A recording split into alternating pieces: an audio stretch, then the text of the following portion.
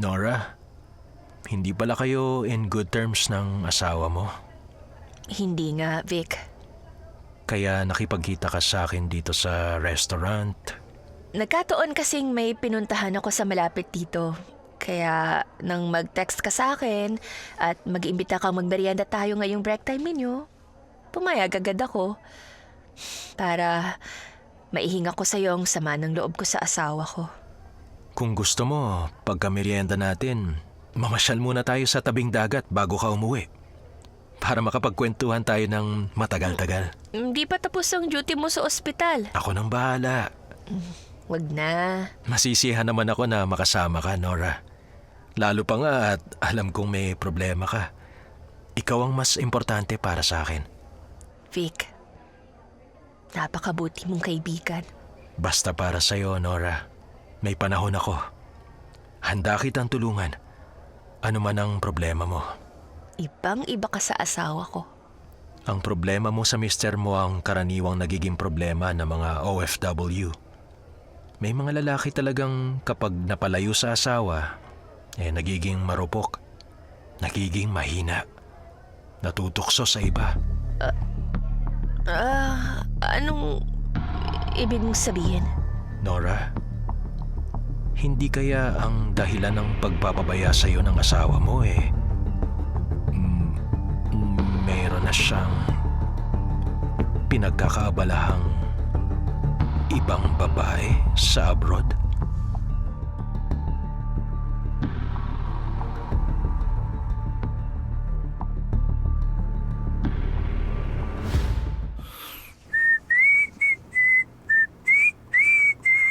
Oh, Sam. Bihis na bihis ka. Oo. Pailakad kasi ako, Roy Oo. Uy, wala tayong pasok ngayon sa trabaho, ha? May iba rin naman mga babaeng OFW na naka-off duty ngayon. At namamasyal sa park, kaya ayun. Mamamasyal ka? Hindi. Mga hunting ako ng Pilipinan po pwede maging kapareha. Uy, Sam.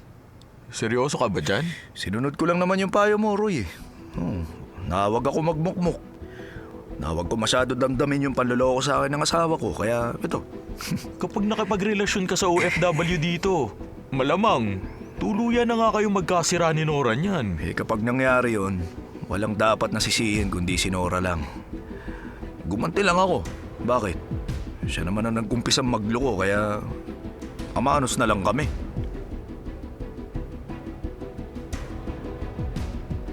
Mahirap din naman kung puro maling akala. Sabi nga, ang maling akala ang nakamamatay.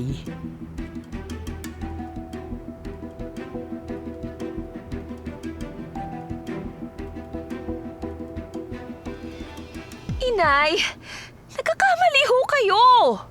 Anong nagkakamali ako, Nora? Ha? Ano pa bang magiging dahilan ng pag-uwi mo kahapon ng madilim na? Sabi sa akin ni Boyet, kung wala kang ginagawang milagro, aber? Siya lang ho ako kahapon.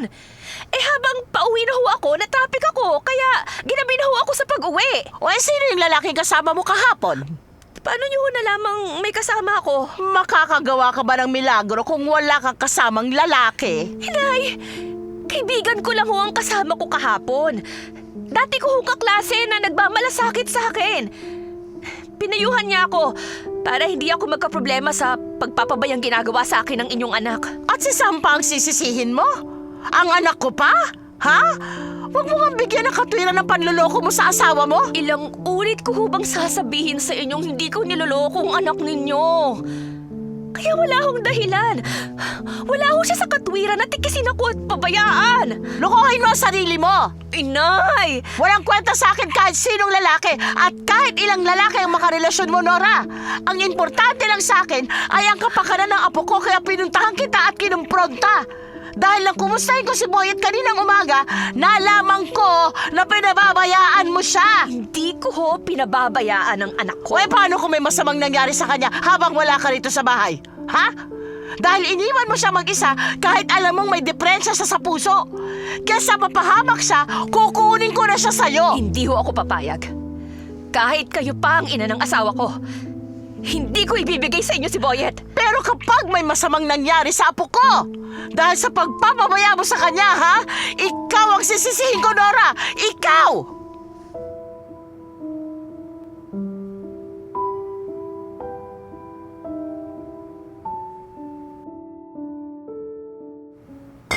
Nora, iinom ka na naman? Tapos na, Vic. Bago ka dumating, nakatatlong bote ng beer na ako. Kaya pala mapungay na ang mga mata mo. Gusto mo ring uminom? Bibili pa ako sa tindahan. Inuman tayo. Ay, hindi na. Alam mong hindi ko bisyo yung alak. Para mas makapagkwentuhan tayo. Dahil mas totoong pinag-uusapan ng mga nakainom. Nora, totoo ang sasabihin ko sa'yo kaya naisipan kong dalawin ka ngayon. Ano ba yun? Nag-iisa ka pala rito sa inyo ngayon. Kasi nga, hiniram ng biyanan ko si Boyet. Hindi ko naman pinagkait sa kanya ang apo niya. Basta usapan namin, ibalik niya rito sa bahay ang anak ko bago magdilim. Kaya habang wala pa sila, uminom muna ako para makalimutan ko ang problema ko sa aking asawa. Awang-awa kasi ko sa sarili ko. Nora, matatapos ang problema mo sa asawa mo. Hindi ka na magiging kawawa kung may gaganap sa tungkuling ipinagkakait niya sa'yo. Kung tatanggapin mo ako sa buhay at sa puso mo. Vic? Mahal kita, Nora. Noon pa. Ikaw ang dahilan kaya hindi pa ako nag-aasawa. Mahal mo ko? Kung tatanggapin mo akong magsama tayo at ituturing kong parang tunay kong anak, ang anak mo. Bakit ka napaiyak, Nora? Mahal mo rin ba ako? Vic! Saya ka ba na nalaman mong hindi ka lang kaibigan para sa akin? Na mahal kita. Meron palang tulad mo na magmamahal sa akin. Patutunayan ko yan sa'yo. Kung bibigyan mo ako ng pagkakataon.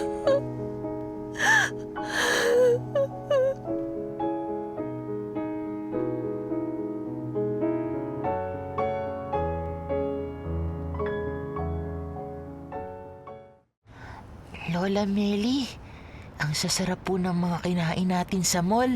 Kaya nga, kapag niyayaya kita, sumama ka agad sa akin, Boyet.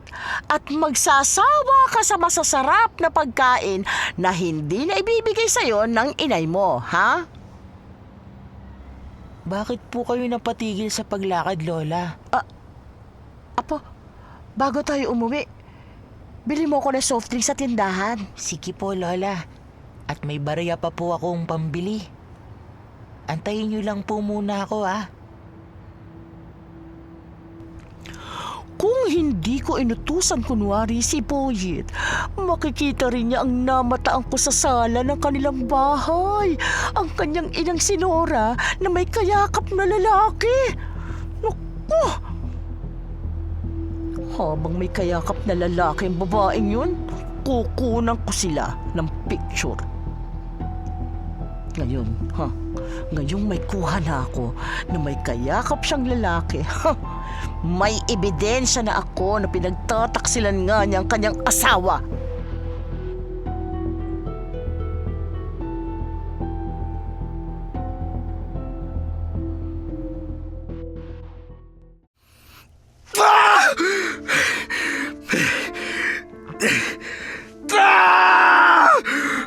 Sam, bakit mo binalibag ang cellphone mo sa kama?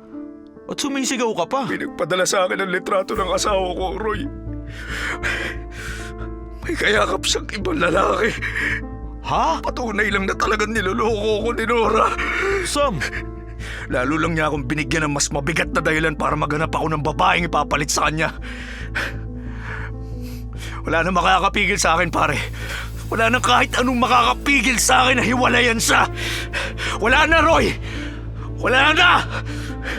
Pagod na ako sa kanya!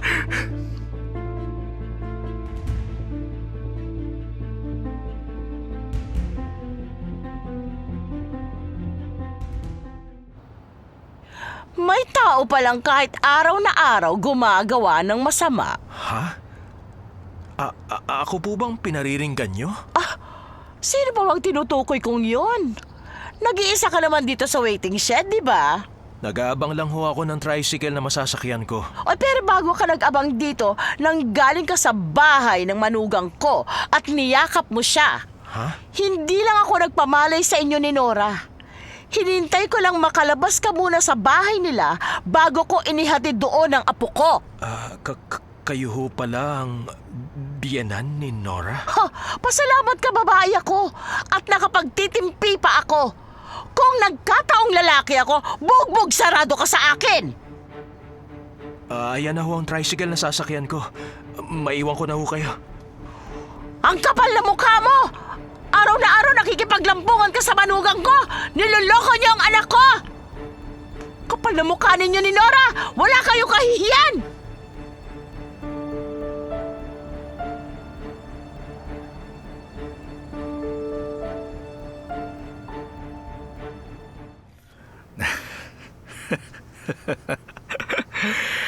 Ay, Oh, Sam. Mukhang masayang-masaya ka. Abot sa tengang ngiti mo ah. talagang masayang-masaya ako, Roy. Uy, teka. Saan ka ba namasyal ngayong day off natin? Sa park. At may nakilala kasi akong OFW dun eh. Lalaki? Babae, malamang. Bakit ako makikipagkilala sa lalaki? Pambihira ka naman. Sino nakilala mo? Si, Diana. Diana pangalan niya. Nurse. Maganda. Taga Nueva Ecija. At ang mahalaga, dalaga pa, pare. May papalit na ako dun sa asawa kong taksil. Sam. Sa susunod na pagkikita namin ni Diana, liligawan ko na siya. Oo. Kapag sinagot niya ako, yayayain ko na siyang magsama kaming dalawa. Maglilive na kami.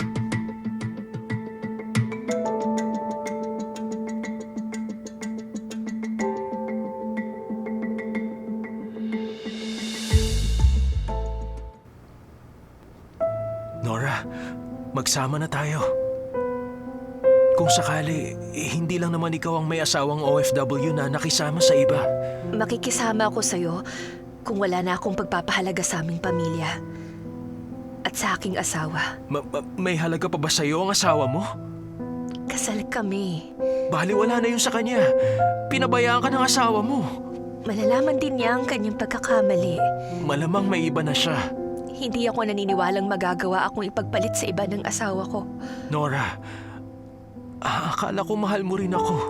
Kaibigan ka lang para sa akin. Pumayag kang yakapin kita noong minsan. Nakainom lang ako noon. Huwag kang martir, Nora. Huwag mong hayaang apihin ka na lang at ipagpalit sa iba ng asawa mo. Narito ako. Nagmamahal sa'yo. Paliligayahin kita. Pagiginhawahin. Salamat na lamang, Vic. Pero, ibaling mo na lang sa iba ang iyong pagtingin. Nora, Kahit nagkakalabuan kami ni Sam, sisikapin ko pa rin maisalba ang aming pagsasama. Hindi ako papayag na masira ang aming pamilya.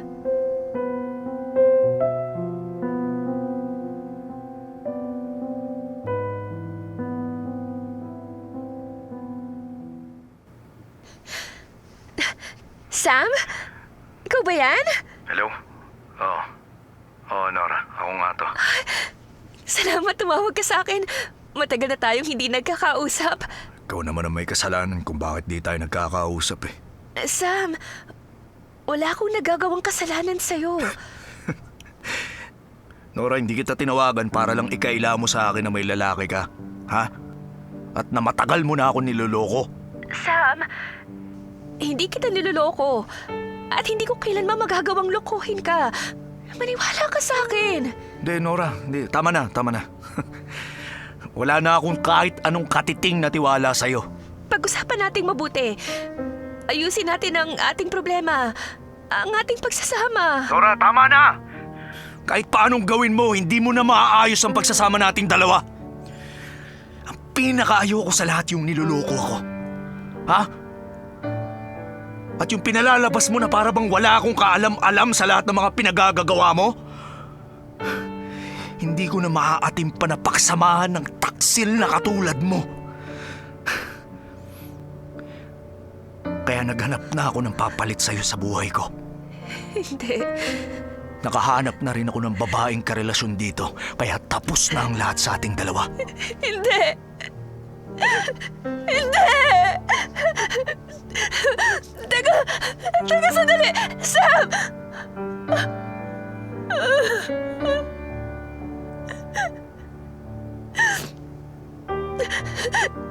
Sam! Sam, pakinggan mo muna ako! Huwag mo gawin sa akin to! Sam!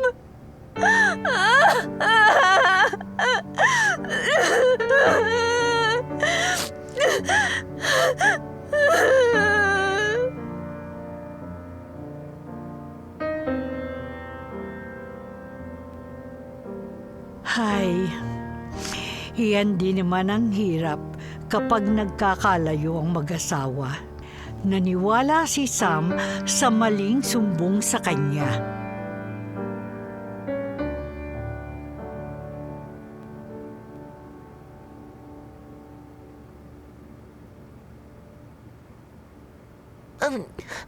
Ayoko po, Lola Meli!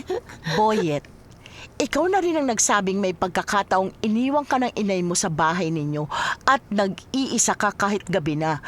Sumama ka na sa akin. Hindi ko po iiwan ang inay ko! Ako ang bumibili ng mga gamot mo. Ako ang nagbibigay sa'yo ng lahat ng mga kailangan mo. Kasi kayo po ang kumukuha ng pera ni itay ko! Dapat lang na ako ang mamahala sa mga pinaghihirapan ng iyong ama. Ha? Dahil kung hindi, wawaldasin lang ng inay mo at ng kabit niya. Wala pong kabit ang inay ko! Meron! Ako ang paniwalaan mo dahil alam ko ang totoo. Ako ang nakahuli sa inay mo na pinagtataksilan niya ang itay mo. Hindi po ako naniniwala! Hindi na kita ihahatid sa bahay ninyo. Mula ngayon, dito ka na sa akin. Kahit hindi niyo po ko ihatid sa amin, makakauwi ako mag-isa. Alam ko pong mag-tricycle pa uwi sa amin. Boyet! Boyet, magbalik ka! Boyet!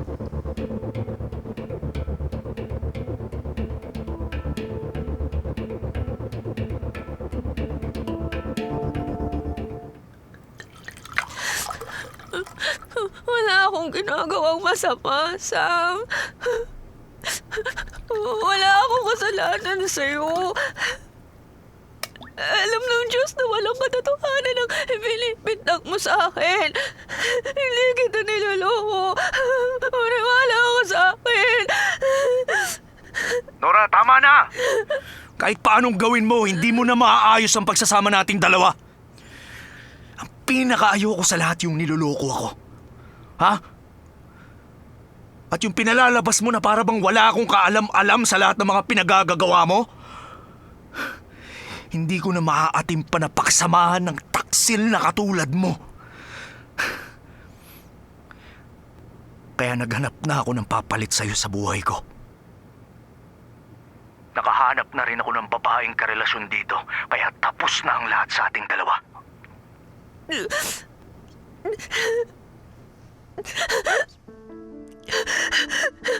Gusto kong isalba ang ating pagsasama, Sam.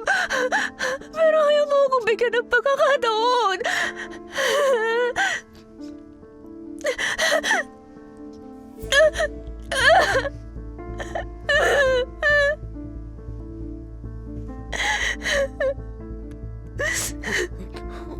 Bakit po? Pagsisisihan mong ipinagpalit mo ako sa iba, Sam. Inay, ano po ang binuhulong niyo? Bakit parang hindi niyo po ako nakikita at naririnig? Inay, ako po ito, si Boyet. Inay, bakit parang hindi niyo po ako nakikilala? Ha, Inay? Inay! Ginawan mo ko ng hindi tama, Sam. Gaganti ako sa'yo. Gagawa din ako ng masama. Ng masamang masama! Ay! Bitiwan niyo po ang braso ko! Nasasaktan po ako! Halika! Huwag niyo po akong kaladkarin! Maupo ka sa silya! Nay! Para maitali kita! Nay! Bakit niyo po ako pinaupo? Anong gagawin niyo sa cellphone charger? Natali niyo kamay ko sa silya! Para hindi ka makawala sa gagawin ko sa'yo. Nay! Pakawalan niyo Nora? ako! Nora! Nay! Ano kailangan mo? Nora, bakit umiiyak ang anak mo? Kahit sino umiyak sa bahay na to, wala kang pakialam! Umalis ka! Lumayas ka!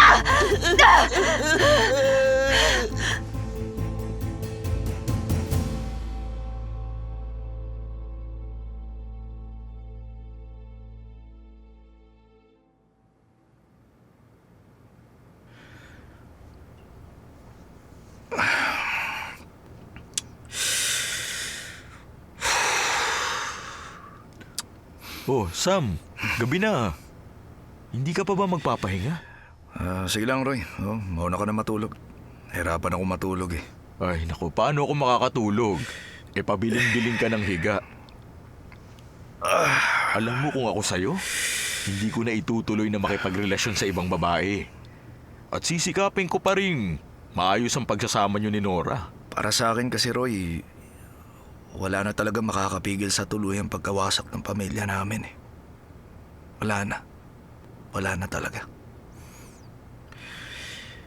Hoy, saan ka pupunta? Papahangin lang muna ako sa labas. Ha? Ano to?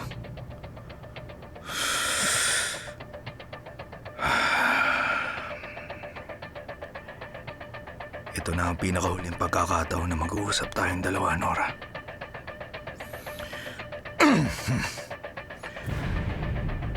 Hello? Hello, Sam. Mabuti nakset mo ang tawag ko. Video call ko. Bira ka talaga. Lasing na lasing ka na naman. Ang bira ka, sobrang pagkalasing mo. Ano ba yung hawak mo? Ha? May hawak ka pang galon ng gasolina? Ano ba naman yan? Talagang hinanda ko ang galon ng gasolina na to para sa pagkakataong to, Sam. At talagang naglasing ako para magawa kong pumatay at magpakamatay. Ano? Nora! Ano sinasabi mo papatay ka? Ha? Ano magpapakamatay? Ano ba pinagsasasabi mo? Oh! Nora! Uy, ano ba? Sino ba papatayin mo? Nora! Sino? Alam ko kung gaano mo kamahal ang anak mo, Sam. Nora! Nakikiusap ako sa'yo. Huwag kang gagawa ng hindi tama. Pakiusap lang. Huwag kang gumawa ng ganyan. Huwag kang gumawa ng masama. Anong wag? Hindi ako papayag na magpakaligaya ka sa piling ng ibang babae. Nora, huminahon ka. Kumalma ka muna. Hindi tamang pag-iisip mo ngayon. Lasing ka eh. Sige na. Ipapahalin ko ang cellphone ko sa sala para makita mo kung sino ang nakagapos sa silya. Ay, yan. Sibuyet! Bakit sibuyet? Huwag sibuyet, Nora! Nora, please. Oh, si Boyet. Ang anak mo. Siya ang magiging kabayaran sa panloloko mo sa akin. Wag! Nora, wag!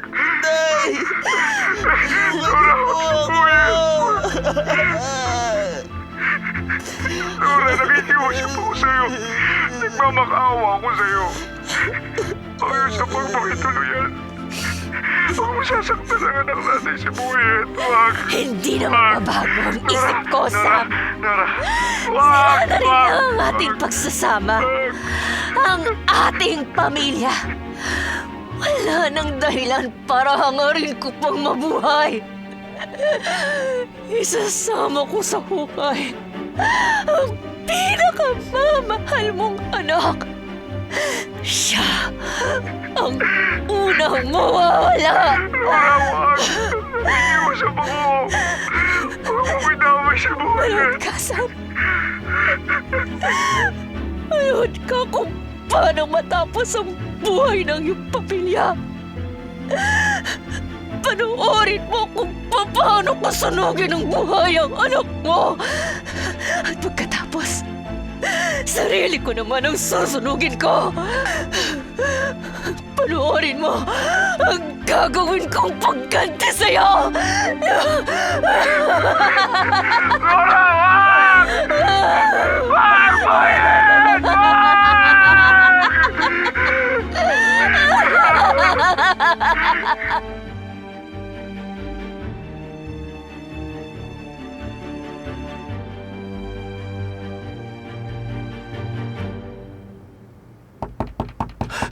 Tao po! Aling Meli! Tao po! Ikaw lang pala. Akala ko kung sino kumatok. Aling Meli, huwag niyo akong pagsara ng pinto. Ano ba ang kailangan mo? Ipinagtanong ko po tong bahay niyo para makahingi ako ng tulong sa inyo. At anong tulong ang hihingi ng makapalang mukhang tulad mo? Ha? Kabit ka ni Nora? Hindi po ako kabit ni Nora. Oy! Hindi ako pinanganak kahapon para maloko mo! Maniwala ho kayo sa akin. Kailangan maniwala ho kayo dahil buhay at kamatayan na nakataya sa hinihingi kong tulong ninyo. Buhay at kamatayan? Huwag na ho kayo magtanong, ha? Sumama na ho kayo sa akin. Parang wala na ho si Nora sa kanyang sarili. Kapag nahuli ho tayo ng kilos, malamang hindi natin nabos ang buhay ang manugang nyo, Tapo.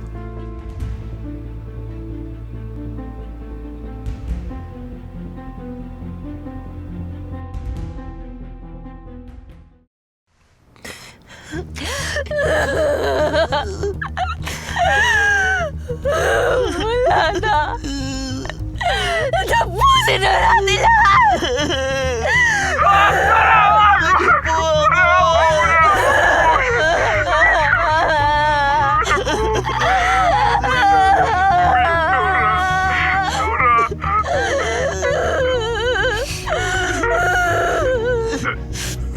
Sam, bakit ka nagpapalahaw ng iyak dito sa labas ng boarding house? Anong video ba yung pinapanood mo sa hawak mo cellphone? Roy, si Nora. Lasing na lasing siya, parang wala na siya sa sarili niya, pare. Naka-video call kami ngayon ito. Tingnan mo. Yung anak namin, sasaktan niya.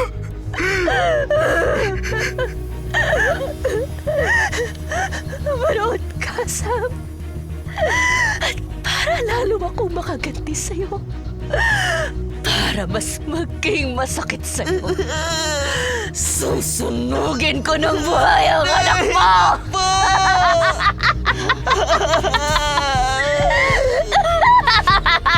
Wag po, Inay! Ha? May hawak na galon ng gasolina ang asawa mo? Sa tabi ng anak mo nakagapo sa silya? Panoorin mo ang kamatayan ng iyong anak, Sam! Bubuhusan ko na siya ng gasolina! Nora, wag! Wag! Nangawa mo na! Huwag mong gawin yan, please! Please! Ako na lang patayin mo! Huwag na subuhin! Ako na lang patayin mo! Nora! Nora, wag!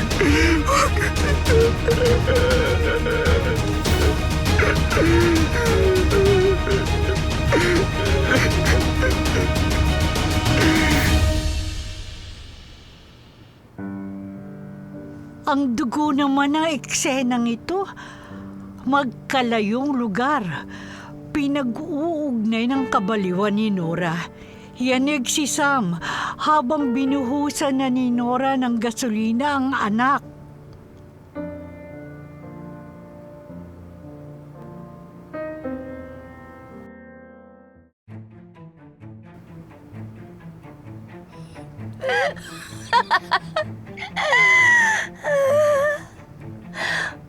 Mamamatay ka na, Paulette. Inay! Maawa po kayo sa akin! Susunugin na kita ng buhay! Kayo, Inay! Nora! Wag! Inay, huwag kayo lalapit! Nora, linawin mo ang isip mo. Hanggang dyan lang kayo ni Vic. Isang hakbang pa ninyo na palapit ay magsisindi na ako ng posporo para masunog na ng buhay ang anak ko! Nora! Maawa ka sa apo ko. May sakit siya sa puso. Tama lang na patayin ko siya para matapos ng paghihirap niya. Para makasama ko siyang mawala sa malupit na mundong ito na puro kalupitan at kahirapan ang pinalasap sa amin! Huwag mong patayin si Boyet. Huwag ang apo ko.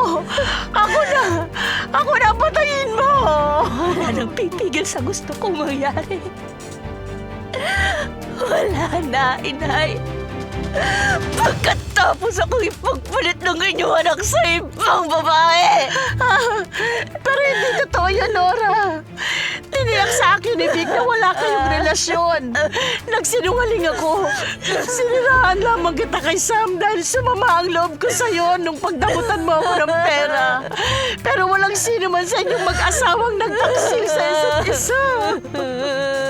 Ako, Nora, ang sumira sa pagsasama ninyo ni Sam. Patawarin niyo ako. Ako ang may kasalanan. Kaya ako ang dapat na parusahan. Ang dapat mamatay. Hindi ang apo ko, hindi ang apo ko.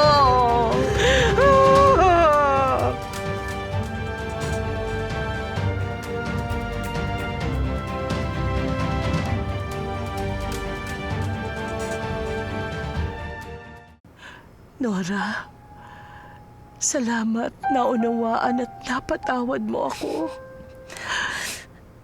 Alam ko na rin ho ang pagkakamali ko, Inay. Na hindi ho ako dapat magpaalipin sa espiritu ng alak. Muntik ko nang mapatay si Boyet. Pare-pareho nating nakilala ang ating naging pagkakamali. Ikaw, si Sam, ako. Itutuwid natin ang ating pagkakamali.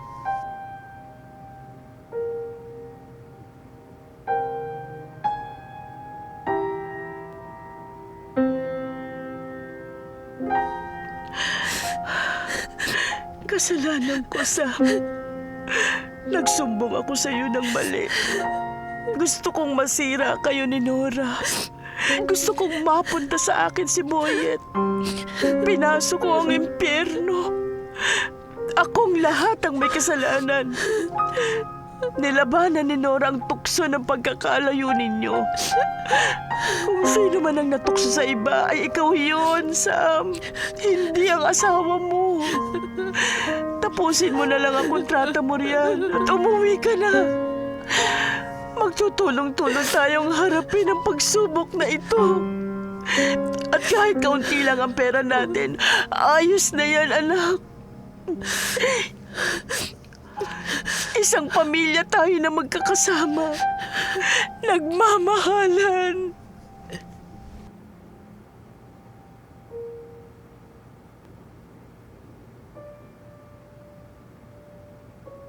Makasalanang mga mata, maling sumbong, na muntik nang magwakas sa isang trahedya. Malakas pa rin ang tawag ng pamilya.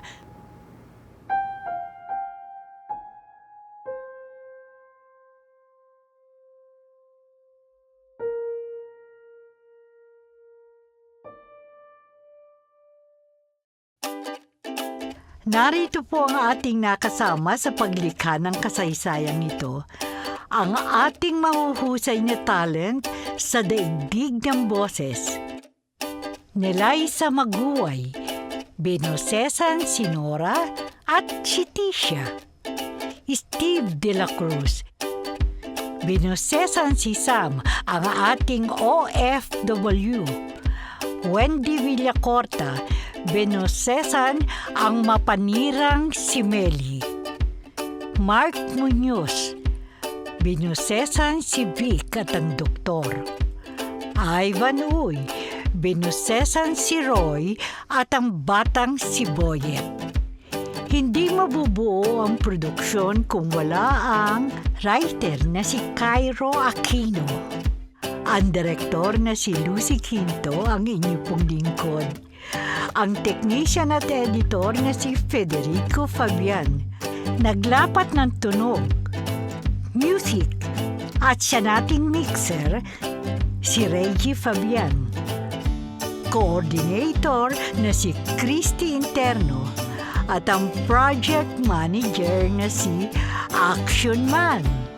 Sila po ang pinagsama-samang mga talino upang makabuo tayo ng isang magandang produksyon. Hanggang sa susunod po mga minamahal kong tagapakinig. Pansamantala ay magpapaalam muna ako sa inyo.